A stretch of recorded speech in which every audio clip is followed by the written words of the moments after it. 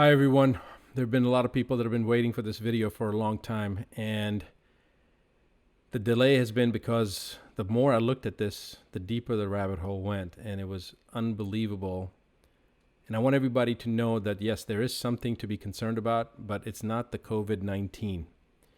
There's other things that we need to be really concerned about, but I know that people are going to be see what's right in front of their face first and what's being shoved down their throats, and that's what they're being told. So let's talk a little bit about the basic facts.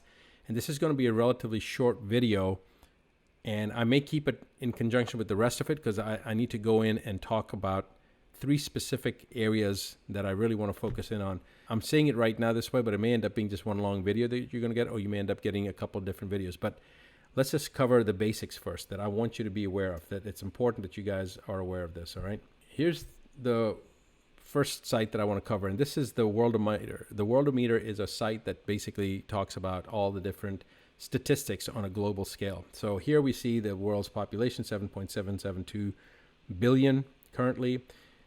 Based upon 2020 only, there are 31 million births this year so far. Today, there's been 358,000 births, pretty amazing. Deaths so far this year, 13 million deaths so far since January 1st, 2020. Net populations increased by 18 million, meaning that the number of people that have died from whatever, and then you take the number of people that have been born, and you take the number of people born, subtract from that how many people died. We have had a net gain population of 18 million people so far this year. And they measure all sorts of different things: public health care, expenditure, society, media, environment, food, water, energy. Let's look at health.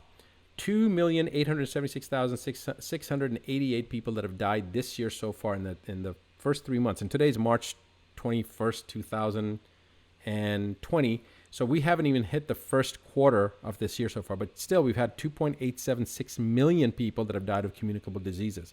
So far this year, we've had 107,000 deaths due to the seasonal flu. We've had 1.68 million deaths of children under the age of 5. We've had 9.4 million abortions so far this year. We've had 68,493 deaths of mothers. 68,493 deaths of mothers during the process of giving birth. HIV number of people infected over 41 million so far this year, and of those 372,519 that died from HIV. We've had over 1,819,000, almost 1,820,000 deaths from cancer alone so far this year. All right, and this is something that I've talked a lot about. Like, if you're worried about coronavirus, why aren't you worried about cancer? Because your incidence of getting cancer in at least North America is 1 out of 2 men and 1 out of 3 women will get cancer sometimes in their life. That's what the statistics are. So why are you worried about that COVID-19 issue when you should be more worried about the cancer? Because the chances of you getting the cancer are a hell of a lot higher than of getting COVID-19. But again, people are freaking out about this. But I think that's based upon the hysteria that's been promoted by the government and by the powers that be. And of course, people are going to blame me for being irresponsible by saying that, I'm promoting and downplaying this serious issue. Nobody's saying that people haven't died from the coronavirus, okay? I'm saying, wait a second, let's look at the numbers and wait and see what the numbers are, and wait to see this video, and then you can pass judgment. I'm not here to say do X or do Y. I'm here just to show you the facts and then let you determine. If you think it warrants the type of mass mobilization that they've done, the government's done, then fine, participate in it. But there's something very, very suspect, and you will know that in less than 2 minutes, because I'm going to first talk about the number of deaths. Because the number of people that died of coronavirus compared to the number of people that have died from other sources to do with health in the world since January 1st, 2020 is less than 0.1%. Okay, we've got 1.8 million people that died of cancer so far on the planet this year in the first 3 months, less than the first quarter of this year, and nobody's talking about that. Let's go on. 1,107 deaths due to smoking so far this year. Over 500,000 deaths from alcohol, 554,000 deaths from alcohol. 237,633 suicides so far this year. All right, road traffic deaths, pedestrian motor vehicle accidents, 299,000 so far this year. Almost 300,000 people have died just in car wrecks, motor vehicle accidents this year. Now let's compare that to coronavirus. And the number of people that have died of coronavirus, 13,050, with 95,000 recovered. And those people that have recovered, important to note, were sick for less than 48 hours. Most of them 24 hours. We'll talk about that, and we'll show some footage on that. Now, why isn't the media talking about this? This is a self-limiting disease, but I want to show you something about the coronavirus that's very, very important. There's going to be a number of things we're going to discuss, but again, this hopefully puts it into perspective, okay? Now, if you really wanted to understand what a 0.1% is, because remember, that's 13 million people have died on the planet so far this year, and only 13,000 have been due to the coronavirus, okay? Here are the numbers again. 13 million deaths so far this year, of which 13,000, or 1/1,000th, have been coronavirus related. Let's make sure my math is right. 13,000 would be 130, 1.3, 13 million. So 1 out of 1,000 have died from coronavirus, and yet people are losing their gourd about this. Now, let's just talk about some of the basics, okay? So Green Med Info had a pretty good executive summary on this, so I'll just I found this amusing. The world is suffering from a massive delusion based on the belief that a test for RNA is a test for a deadly new virus, a virus that has emerged from wild bats in China, supported by the Western assumption that Chinese people will eat anything that moves. Now, I found that amusing, and that's basically, in a nutshell, exactly what has happened. Now, this is what I really want to talk about from the testing aspect. We're going to talk about the testing, we're going to talk about toxicity, we're going to talk about 5G, because that's been a big issue, and there is a real issue behind that. And then we're going to talk about the censorship and what's happened, and then we're going to go into this in a much more deeper component. And just so I can show you something real quick, I want you guys to all be aware of this. This is actually my outline, and those of you that know me know I'd never make an outline. So this is really the outline. We're going to talk about the background, testing, nuances about the coronavirus. We're going to go into the coronavirus history. We're going to go into the 5G networks and the health implications of that, and then we're going to talk about what you can do. All right, so we're going to go through this, and I've got a lot of different references that I have gone through and gathered. But anyway, let's come back to the RNA virus issue for a second. Now, scientists are detecting a novel RNA in multiple patients with influenza or pneumonia-like conditions, and are assuming that the detection of this RNA, which is believed to be wrapped up in proteins to form an RNA virus, such as coronavirus, they're believed to be, that this is the equivalent of isolating the virus. Now, I want you to understand this. Nobody has ever seen the actual virus and isolated it. What they've done is they've taken the RNA components of it, certain components of the virus, and then tested for that, and they have made the extrapolation that this is what a person has. They have the virus. Now, I'm gonna talk about the testing and the false positives a little bit later, but let's just make sure that we understand this part. This is not the same thing. It is not, according to Green Med Info, and they're absolutely right. It is not the same thing when you see the RNA as if it's the actual virus that you're seeing that's causing the problem. And one group of scientists was on enough to admit this. Okay, they were quoted in a study saying, "We did not perform tests for detecting infectious virus in the blood."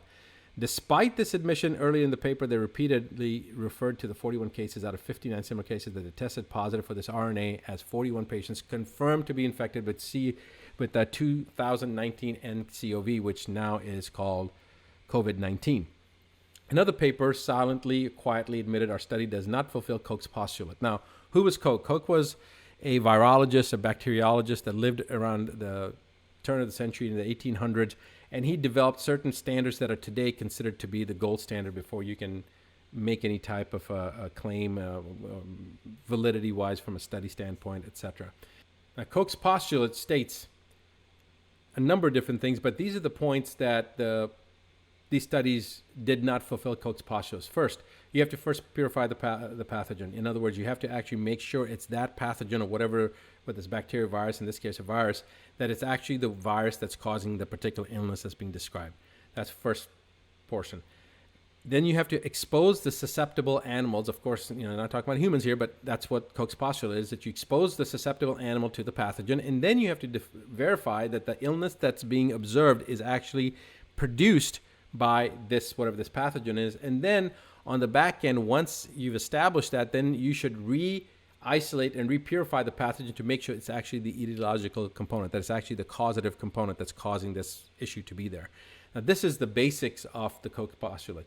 These studies did not meet Koch's postulate, all right? So it's important to remember that. Now, famous virologist Thomas Rivers in a 1936 speech, so that's about 85 years ago, made the comment that it is obvious that Koch's postulates have never been satisfied or have not been satisfied in viral diseases. Now, that was a long time ago, but what's interesting is that it's still basically the same issue right now. Okay, none of the papers referenced in this article have, in the GreenMeds article, have actually been able to successfully purify the virus, isolate and purify the virus. Okay, so that's the first thing I wanted to let you guys know. Am I saying that there's no such thing as a COVID-19 virus? No, that's not what I'm saying. And yes, there are people that have died from it, but I'm going to talk about some of the things. There's such a thing as a placebo. Everybody knows it, but there's also such a thing as a nocebo, which is basically the opposite of a placebo. If you think something's going to cause a problem, it's going to cause a problem. And I want you to go back and think about this for a second. Most of the cases, the countries that have been hardest hit are Italy and Iran. And I'm going to explain why Italy and Iran, because a lot of people say it doesn't make any sense. I'm going to show you the reason why Italy and Iran here in a moment. But Italy has already reported 99% of the people, over 99% of the people that have died from the coronavirus in Italy had other serious medical conditions. Okay, so it wasn't the coronavirus that killed them. And remember, nobody's reporting all the thousands and thousands of recoveries. And the vast majority of the people have recovered, okay? Again, you go back to the Worldometer and you look at the coronavirus. And again, Newsweek was honest enough to report it, but the rest of the media is not reporting it. 95,000 people recovered. And most of these people recovered within 24 hours.